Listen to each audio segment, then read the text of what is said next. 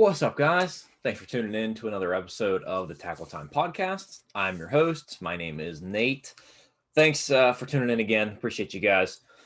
Tonight, we're talking with my man Ty from Bass and Furious. So if you're not familiar with him, Bass and Furious on Instagram, YouTube, all that good stuff. Talking about drop shot tonight. So drop shot for bass. I really like this one because Ty was able to kind of simplify what seems to be a bit of a I guess mystified or complicated type of fishing. But he kind of brought it down to ground level and made it easy for somebody who doesn't know anything about it, which in this case is me. And I'm sure a few of you guys listening might fall into that as well. So we're gonna dive into this one. This was really good. Ty's a really nice guy and always happy to explain. And you can just tell he's just one of those good kind of guys that you wish you could go fishing with all the time. But before we go to that episode, wanted to ask you guys, have you been to tacklebuys.com? Have you at least snooped around?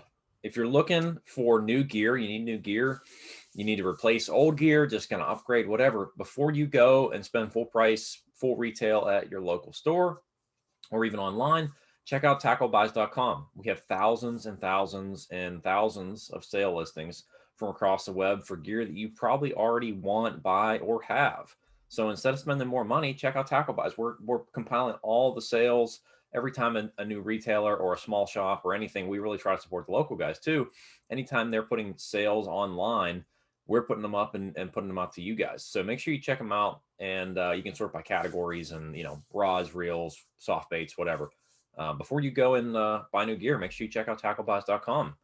That's one way we support what we do here, and we definitely appreciate it. So let's get on this episode. Well, Ty, thanks for coming on. You're all smiles tonight. I'm happy to have you on. So thanks for coming on with the podcast. Please introduce yourself to everybody listening, brother. Absolutely. Sounds good, Nate. I appreciate you the opportunity to be on here. My name is Ty. You guys may recognize me from my Instagram, YouTube, anything like that. It's Bass and Furious. So nobody knows my name is actually Ty. They only know my name is Bass and Furious. But I am a married father of four. I love bass fishing. I've only been fishing for about maybe 5.5 years or so. Tournament bass fishing is all I do. Tournament bass fishing, any body of water I can find on the East Coast. I haven't traveled too far beyond that, but anything I can do for that is me. Love catching fish, love spending time with my family, and I also am a musician. So I play music full time every week, music, whether it be for a band or a gig or something like that, or producing music stuff too. So that's something I do quite a bit. I'm actually working on another podcast. I was trying to cover their theme songs. I'm in the middle of working on that now, and it's taking a little bit longer. But that's something I do. Is that's me. That's pretty much me here. Dang, I just want to know, having 4 kids, being a full-time musician, how in the world do you even fit in fishing into that schedule, brother? That's a lot. Plenty of times when I'm supposed to be, I'm at work, and then my lunch break seems to somehow go over a tad bit, and I'm fishing, and then I'm supposed to be on my way to soccer practice, but I make a quick stop and go fishing, or go to work and I go fishing. So I try to find a way to fit it in pretty much anywhere time that I can. But there's been a lot of like 17-minute fishing trips. Oh yeah. You know what I mean? So it's kind of like that, and it's fine. It works. So got to make sure I'm there for all the support my kids and family. But I do love fishing, so I try to fit it in when I can. Well, damn, man, I salute you for that. There's a need for good fathers out there in the world, so you're doing it, man. So thank you. That's a big thing. People overlook that. It's the little stuff for sure. So, well, no. So tell us. Definitely. Sorry, you were going to say something good. I know it. Sorry. No, I'm with you. It definitely is. It means the world to the kids if they can see dad and mom, of course, at the event, being a part of the event. It definitely played a huge role for me growing up because no one that was there. But either way, make the best of it. Whatever situation you got, you make the best of it. But it definitely plays a role, and my kids definitely they appreciate having dad, but they know dad likes to go fishing, so I might be a few minutes late. It's okay. No, that's awesome, man. I love that. That's great. So speaking of, like, in the whole process of fishing, how did you become such a fanatic bass fisherman? Um, and I started fishing. I grew up. I grew up in Virginia. I didn't say that. I'm from Virginia. I grew up. I lived like 2 minutes from the lake. I never fished at all. I never picked up a fishing pole. Never did anything with fishing at all. Couldn't tell you nothing about fishing at all. I can't swim. I don't like water. Like none of these things. None of these things appeal to me at all. Until I hit like 35. I hit. Oh, no. I'm sorry. 34. I hit 34. My brother, he went fishing all the time. He kept telling me about catching fish. I was like, I'll give it a try. I went fishing. He fishes just as much. He's got 4 kids. He fishes. My sister's husband. He fishes a ton. Um, we both make it work. But he uh, he kept telling me about catching bass, and I went out tried to catch some trout. I tried. That was a disaster. Hmm. I wasn't no good at that. Catfish. I got really good at catching catfish. Nice. Uh, Okay. then I hooked my first bass, and from that point on, it was kind of like I didn't want to catch trout or catfish ever again. It was just bass. Something about skipping that jig up underneath a dock, running that spinner bait, like those kind of things. It just was like, this is what I got to do. Instead of like, because a lot of people, at least that I know from growing up with fishing, that grew up fishing, they had the part where you use worms, and they always consider fishing to be like something messy. You got to have a bunch of worms. You got to cut up stuff. You got to sit there for like Sure. 30 Yeah. hours waiting for that one bite. I I did it for a little bit, and then I got into bass and felt like it's not that's not it. Like I fish in a suit. I fish in the I go anywhere. I fish anywhere, anytime with anything on. Just to you can do it if you fish for the way you fish. I guess that's how it boils down to me. Like fishing for bass, I can pick up one bait caster, hit the bank real quick, make a couple casts, catch a good fish, get a couple pictures, put them back, and I'm good. So it kind of hooked me. And someone told me that you can make money doing it, and I said, okay, you sign me up. Let's go for it. Oh man. That's good. Yes, someone said that. Someone should have told me that when I was like 6, and I probably would have been bass fishing from age 6. Oh man, you'd be on TV. You'd have your own bass boat. You'd be rolling. Yeah, dude, I'd have been for it because that's the music. The music started paying money very early when I was a kid, like probably 14, 15, Wow. 13, Wow. started Okay. paying money. So I was like, I'm here. We're gonna stay here for a while. So Dang, that's interesting, man. You've got quite a collection of hobbies that don't normally meet together. So that's between fishing and music. That's not something I ever hear. But no, that's cool, man. Well, kudos to you for making it work. I'm sure it's not easy, but you're making it happen. So tell us a little bit about what about your YouTube channel, about your Instagram, just so that people who aren't familiar with you, then maybe they can go and find you, but learn a little bit about you at the same time. okay, yeah. I am on Instagram, Twitter, TikTok, Facebook, YouTube. Everything is under Bass and Furious. I started it. I started like the YouTube just to make some videos. I had my kids in it. I think my very first or second video, I was like so into fishing, and I think I called out like Scott Martin to challenge him. I had literally caught a bass probably like 2 weeks before that. So what was I thinking? I was actually fishing for catfish at the time. I don't know why I would call out Scott Martin, but it was just uh, just I'm just being silly, just trying to have some fun on my channel. But it got me. Since then, it's been pretty good. The whole Bass and Furious thing, it kind of came from a little brainstorming session with some people at work. They were like, I was like, y'all got to give me some names. Let's kick around some names. Let's try to come up with something. And they were like, this. We ran through a few, and then we just popped out with the Bass and Furious, and was like, yeah, that's gonna stick. I'm gonna go ahead and hold on to that one. So I did, and then I Cool. made the Instagram, Twitter, all that, and it just kind of went from there. Now, like I said, people if they see me fishing, it was my hair. As you can see, I put a hat on. I'm kind of I Gotcha. don't know what's going on here.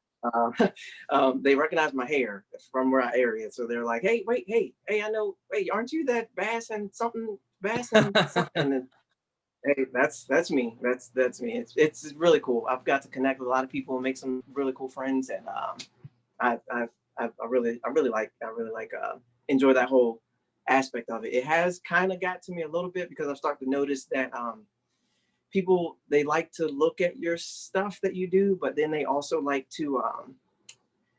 to go where they see you go catching fish at, and then Sure. sometimes they may not respect it as much, and then I get kicked out of a spot because of a post or video I made. Now people go like that kind of thing, and that I think everybody's run into that to a certain extent, where something doesn't turn out, or just in general. So that part's kind of got a little bit to me. So I'm trying to be a little bit more strategic with what I post or what angle I show or that kind of thing, Yeah, because sure.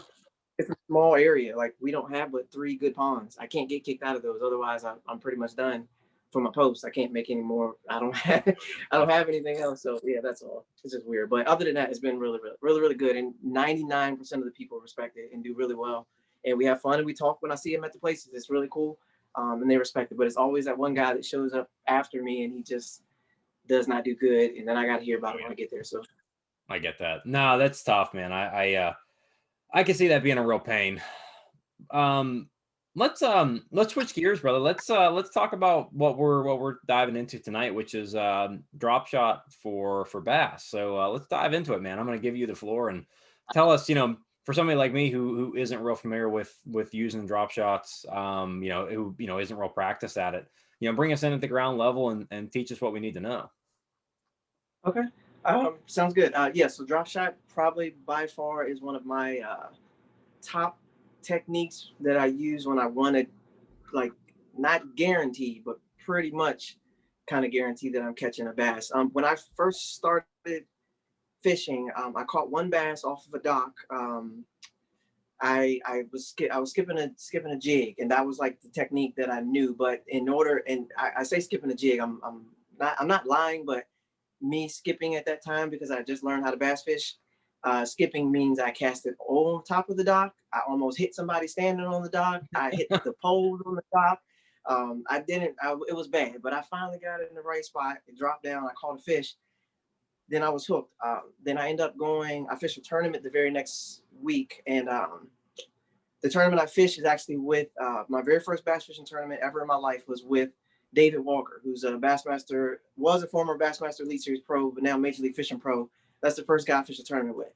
And I get out there with him. Like I said, I can't skip. I'm trying to throw a crankbait that deep dives into, we're fishing 3 feet of water and I'm throwing like a DT20. Like it's a nightmare. It's a disaster. I don't know what I'm doing. It's awful.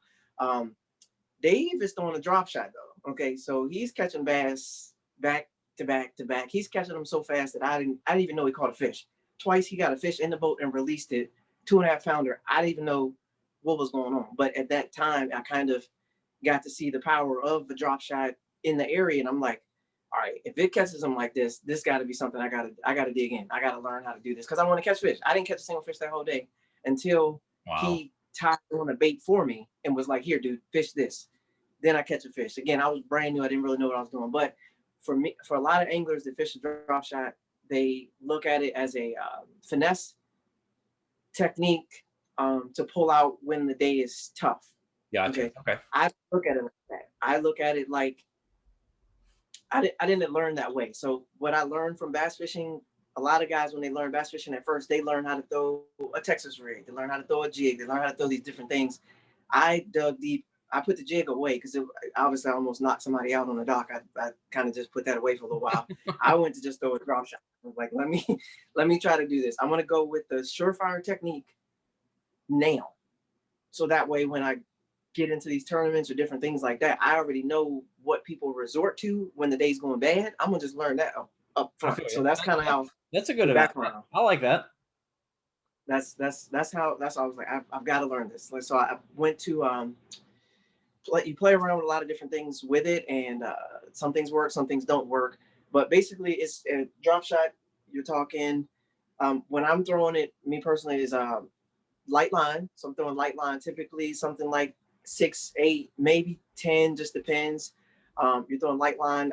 Most people throw fluorocarbon line, and you're basically you're trying to present the bait a little bit off the bottom, depending on how deep the water is you're looking. You're trying to present the bait off the bottom, just kind of right there in the fish face, kind of suspended in a sense, and just hop it. So get that bite, get them in the boat. But you're typically always doing smaller presentations, small worms, small maybe creature bait, something like that, something really small. Hook here, weight kind of at the bottom. It's kind of like what I did for not catfish, maybe trout, like one of those kind of. It's really finesse rig.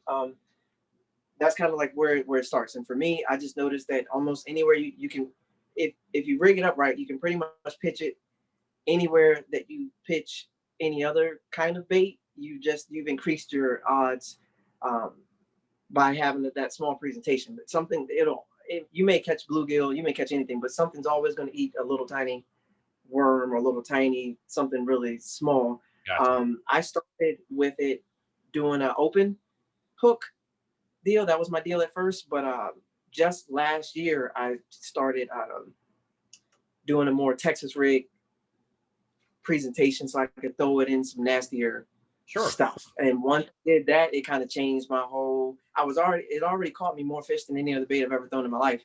Once I added the Texas rig spot to where I can flip a jig in, and if the jig don't get them, I can come behind with a drop shot and a tiny little worm. It was game over from that point on. Wow. Okay. All right. Well, then, I mean, like, from what you're saying, I need to get this because my normal fishing days are pretty terrible. So I'm gonna have to get the drop shot out and pull out all the stops, man. I'm telling you, the drop shot, man, it's a go-to, and a lot of people, and even pros, if you ask them what's their least favorite technique, they'll say drop shot. Hmm. The ones who say drop shot are the ones that have a hard time winning the tournaments. The one that they say drop shot is good, like take for example Brandon Pollitt. He throws a very similar setup for drop shot, but you always see his name in the winning column, or at least in the top 10 or top 20, because he can throw the big swim bait or the big glide bait. He can throw the Sure. 10-inch, and he can pick up the drop shot. So he's just increased his chances to do. Now, I think the thing what they do is they vary. A lot of guys do. A lot of really successful ones. They vary. Because I mentioned throwing on a light line. Some of them throw, I guess, like a power drop shot where they beef up the tackle. They don't use a spinning rod. They use a bait caster, and they just go to work in the grass. They Gotcha. just kind of put it to work.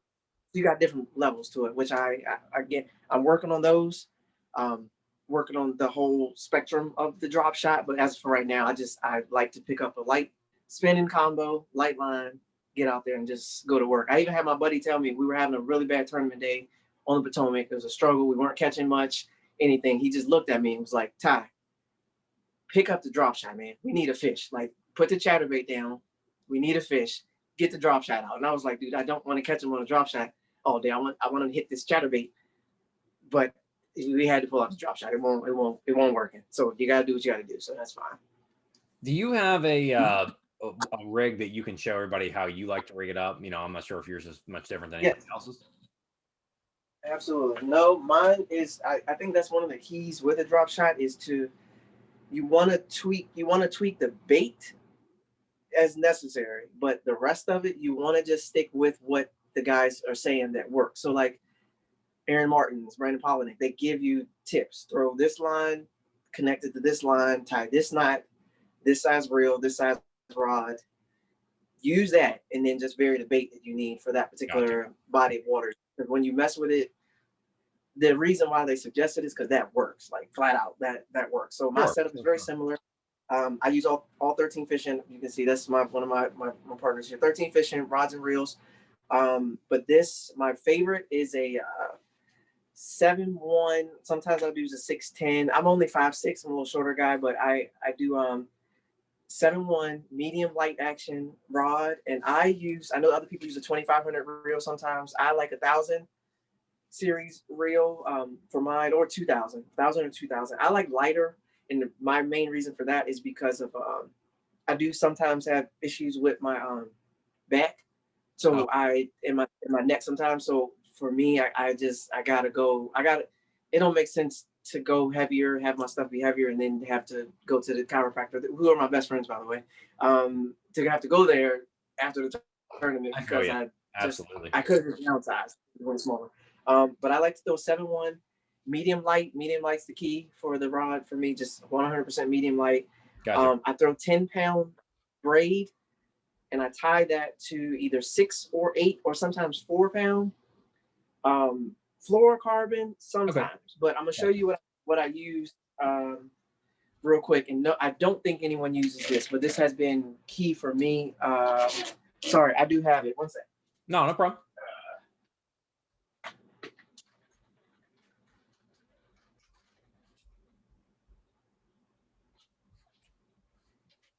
I may get some some feedback on this, but it's okay. I actually like this 6 pound Trilene XL. Gotcha. Okay, Sure. it's not fluorocarbon, it's not. It's the Trilene, but this stuff casts a mile, and I think it gives me just a little bit slower fall on my thing than fluorocarbon, because fluorocarbon is just going straight down. So it's going down, everything's going down. This gives me a tad bit more. When keep my bait right there, right in front of them, and I really like. And this is the farthest casting line I've used in my life. This stuff, this Trilene XL, and it's $6, and you get 330 yards. You get No, it from Walmart, so I it's can get good it stuff. anywhere. I mean, I use. I'm not sure. I think I actually have the XL on a couple of my rods out there. But no, it's good stuff for sure. I mean, man, you cannot go wrong with that Trilene, because basically I use Sunline FC Sniper. I use that, but it's like $29.99 a spool, and it ain't caught me no more fish than my Berkeley Trilene. I So tell I you. just assume go with the Berkeley Trilene. But I usually use 6 pound line, and then I use a. I'm hoping you can see this. I'll try to do the behind the thing, but this is the hook that I normally use. It's a Gotcha. robo worm rebar hook. Uh, this deal right here, this is the one I started using last year to Texas rig all my soft plastics, and that you don't lose any fish. You don't lose anything with that. You get them. Basically, you just hop in front, and then it's a straight up hook set, so not like anything like that. I just Sure. lift up from the deal, and they're hooked, and I get them to the boat. You just got to use the drag if it's a giant. That's about it. Gotcha. Gotcha. Okay. So for somebody who hasn't seen a drop shot, I mean, can you break down the anatomy or maybe even show it on camera if you can get it in the Oh, frame? yeah. For anybody who's either new or just isn't familiar, I just want to try and give them an idea. Gotcha. Nope, I got it right here. My leader's a little long, but hopefully you can. Let me try to do this. So this is it. Drop shot is a hook bait right there. That's Yep. that part, but the key part is the weight here. So you got the Sure. weight here at the bottom, and that right there. So your weight is further down the line. Well, I should say at the bottom of your leader, and you've got in this case, you've got your bait about a foot up from that, give or take. About a foot up. I can usually tell. I go by me personally. I go by the end of my handle. So if my weight goes down to the end and then my bait sits right there, that's usually the perfect length. I've had days where it's like if this is shorter Mhm. for me, I don't get a single bite. And I'm like, what is wrong? No bite, like nothing. It has to, I think it's a confidence thing for me. I know they're going to bite it when it's a certain length. I have it that way, but there are times, obviously, with the water, I may need it to be a little bit longer, but I still like this is like my go-to. I keep it like this. So yeah, hook, bait, weight down here. A lot I've noticed when I went down to Virginia Beach and talked to the saltwater guys, they throw a drop shot as well, but it was so I was like kind of familiar with it, but it's a very popular concept in fishing across the board, Yeah, for sure. apparently. But there's just different ways to do it.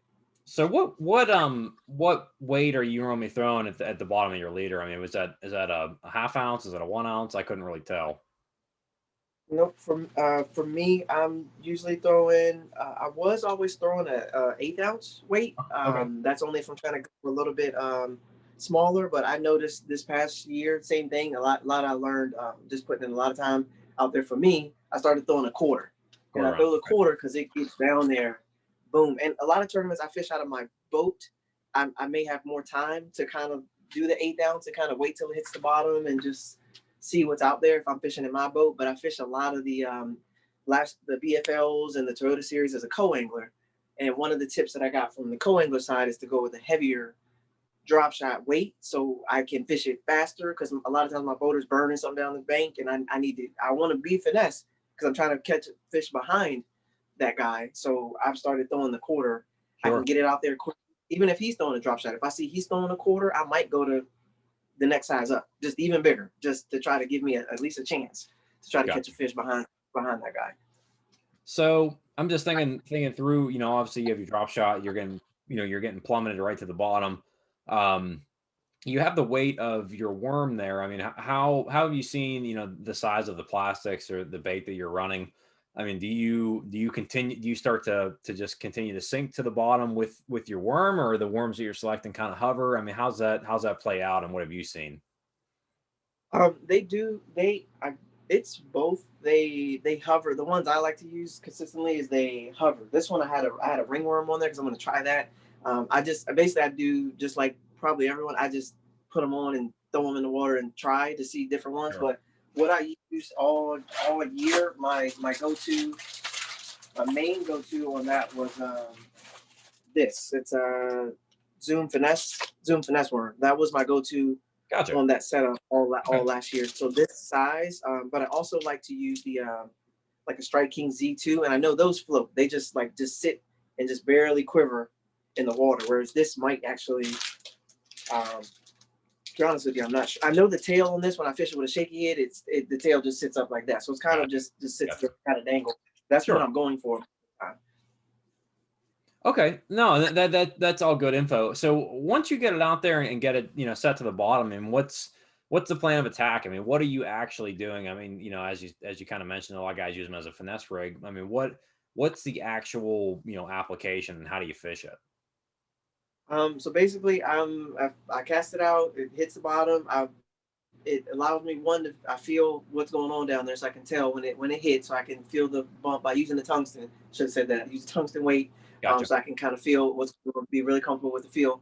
But main for me, I guess from what I see, your hand just in general, you're already emitting some shake and go through the line, so it's just sitting there. Sometimes I'll just have it just sit, occasionally hop, occasionally hop, occasionally hop like that. That's pretty much it. That's all I'm doing. Just a little bit hop, hop, a little bit hop, and then either I got something on or I need to cast it out again. Sometimes I'll just cast it out and it just sits because I know it's just yeah, I know there's still some action going because I know my hand is still moving. My hand don't never stop moving, so I know there's something going on. But I'm just sitting, just cast out, just let it sit. And like if they're hovering, I know it's just sitting right in their way, like fishing maybe I wouldn't say grass. Most of the time, if I'm fishing on the grass edge or something, I'm kind of hopping it a little bit more aggressive. But most of the time, that's it. I'm just cast out, hop out, like um, bunch of bluegill, everything swimming around. I got a little worm with this thing on it. I'm right in the middle of them, just hopping mine, look like something, get a bite, and we go from there. I think that's pretty. I try to keep it really simple. It's like the most simple. It's like I tie that on if my either that or a wacky rig. I tie on if my kids come in and just say here, cast this out, let it sit, hop it every once in a while. Let's get some fish on. Like it might sound simple, but it's like I just don't make more of it Sure. than it need to be because it makes it it's not no fun anymore if I start analyzing trying to figure it out. Just I cast it out, they like it, great. They don't. Guess I I gotta hear make you. a change. So No, that's cool. No, that's good info for sure. And I kind of figured you were going to say that. I didn't know if, I've seen some crazy stuff, and I can imagine somebody's yeah. out there, dragging across the bottom, or they're doing something else, whatever that might be. But so I'm assuming you're just kind of, fan casting in a radius, just Yeah. trying to figure out if there's anything in your area, and if not, you're moving on. Exactly. And I would the more recently it's I fish it just like I would a Texas rig. So I see a tree, I pitch the drop shot right into the tree and I hop it over the log, I let it and then it sinks straight down just like a Texas rig would, and then I get them that way as well. So with the Texas rig method, it just makes it a tad bit more versatile. Before I could only pitch it at the edge of the tree because obviously the hook is out and I don't want to get hung up. That cost me several times getting that Sure. because Yeah. you don't usually you get like one shot. Sometimes you get one shot at the 4 pounder at the bottom of the tree. I get hung up in the tree. That's my shot. So now with the Texas rig way, it just makes it just opens up the whole playbook. I can pitch that anywhere if anybody pitches anything else, and it's really good. And I was worried about it because honestly, I watched YouTube fishing vids. I believe his name Cornell. I met him a couple times. He fished some of these tournaments I fish. He always fishes his Texas rig, and I was Okay. like, I only fish a drop shot with an open hook because I like my chances of hooking a fish with an open hook instead of a Texas rig hook. That's the reason why I did it. And I didn't. But once I started it, I'm like, wait a minute, it's just as good, and I can throw it in more places. So it just kind of switched my Yeah, yeah, you mindset for it. definitely have the versatility to getting in the weeds and getting things, getting it in tight spots for sure.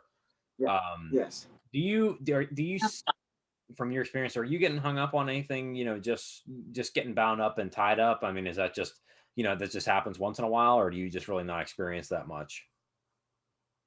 Um, Not like if I'm casting it out or like getting into stuff, like my Yeah, line or so something getting yeah, if you're tangled up. casting, on a laydown or a trunk or a tree or something like that in the water, I mean, do you get tangled up too much when you're fishing around that stuff?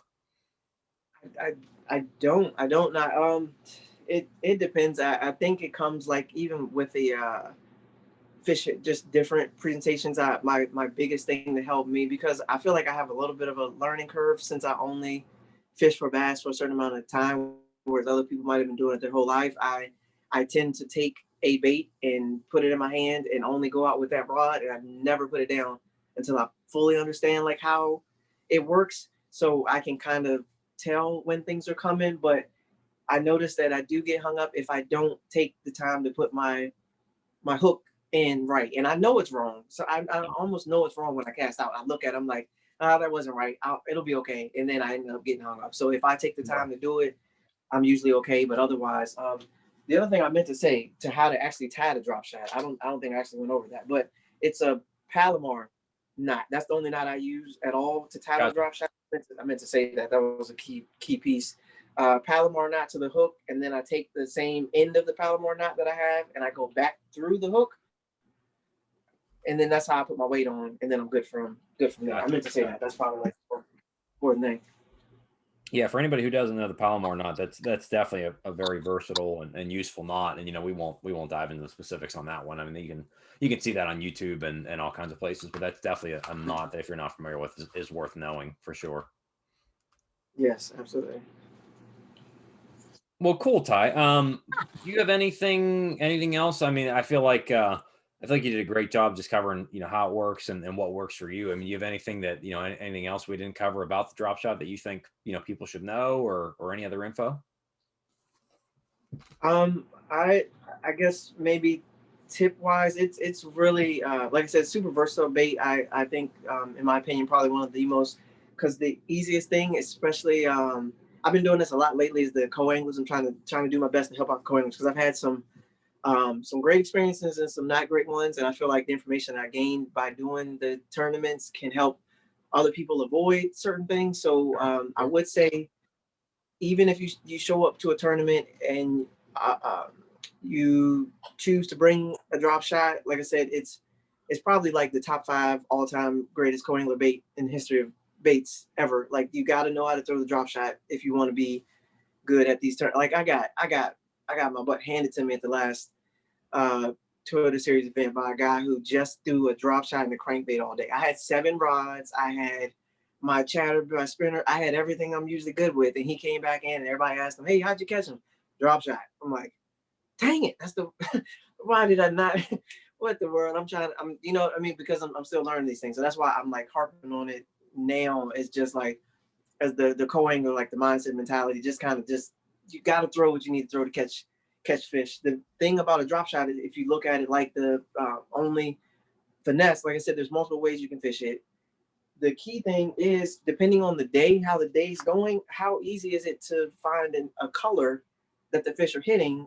If you all you gotta do is change a worm on the Yeah, thing, sure. find out what you're doing. It's like, just hear the green, they're not hitting the green. Throw a black, throw a pink. You can run through the whole circle, find out what they're biting. Boom, keep that on, and then you're increasing your odds at catching fish throughout that day and having a successful day. Going back in with a limit or at least a few fish, and you can run through the whole circle on that one little deal just by changing worms. So basically, I have here, this is my tackle bag.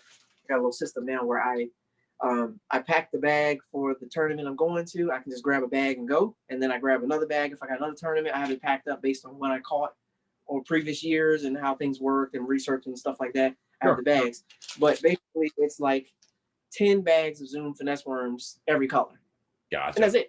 Take that and take the drop shot pole and show up, and you pretty much. I had one guy tell me in my very first tournament, I had a bag full of tackle, ton of stuff, crankbait boxes all out the boat. I had the whole back deck of the boat covered in tackle boxes. And he looked at me in my face and said, "I know a guy that will beat you and all of that stuff with 2 worms." And I'm just kind of, I'm new to tournaments. I just started. I'm like, I didn't catch a single fish that day. The guy who he said used two worms beat everyone to oblivion. He just used the two worms, and I had all of that stuff, and it was Yeah, like, aha, just maybe focus on the right color for the day. Drop shot, you know, is gonna catch them. Just go with that. Just eliminate the extra. Just go with that. I got you. Obviously, if it's a day where they are hitting certain things, they're hitting only the spinner bait, then throw the spinner bait. Everyone's ready to throw the spinner bait. There's no problem with throwing the spinner bait, but just to figure it out, it's been really easy with the drop shot. So I Gotcha. think that's about what I would say for that. Yeah. No, that's awesome, man. That's all good info, and it seems like you got a pretty well-rounded experience pool there as far as doing tournaments and doing some other things, and that's it's cool to hear from somebody who's actually out there trying to figure it out and try for themselves. It's never easy, but it's a lot easier when you do it with other people for sure. So Yeah, I salute for you for sure. that, man. Well, no, Yes, well, sir. perfect, Ty. Tell everybody again where they can find you. That way, if they can follow your shenanigans and fishing info and tournament days and all that stuff. Tell them where they can find you and hang out with you. Absolutely. Sounds good. So I do have I got a website. It's tyadamsfishing.com, but everything kind of goes through my Instagram. It's Bass and Furious. So just Bass and Furious, just like Fast and Furious, but it's Bass and Furious. And um, that's pretty much Instagram, Twitter, YouTube, Facebook, TikTok. I've started doing some TikToks, a little bit of dance and having, a little trying to have some fun on TikTok with the fishing. That's interesting. I'm gonna say to say the least. But um, a lot of these platforms are good. They help you get some information out there. Again, I'm still fairly new, all things considered, but I have learned quite a bit and definitely looking to keep going. They got some huge tournaments coming up, and I've signed up. I'm already paid. My season's ready to go. My sponsors, you see, Mega Custom Tackle, 13 Fishing. Those are my guys. So that's who I rock with. That's the stuff I'm using. But Bass and Furious, everything for me is on Bass and Furious. All kinds of fun stuff. Me and my wife doing fishing challenges. Her kicking my butt. My kids kicking my butt when we do fishing tournaments. You can see it all on the on my Bass and Furious. Nice, man. Awesome, man. No, that's awesome. Well, everybody go and check Ty out. Ty, thanks so much for coming on tonight. I had a blast talking with you here. Definitely want to go out and try the drop shot and get a little more familiar with it. So I need to get a few pieces of gear and I'll be out there trying it for sure. So we're gonna go ahead Sounds and good, man. cut this one off here, man. So thanks again for coming on. Not a problem. Thank you again, Nate, for having me. I appreciate it. Definitely appreciate the opportunity. And I'm sure there's ways they can contact and connect with you. I appreciate the chance to talk fishing, man. Love it. Anytime you want me to come back on, I look forward to it, man. Thanks. Love it, man. Love it. Well, thanks so much.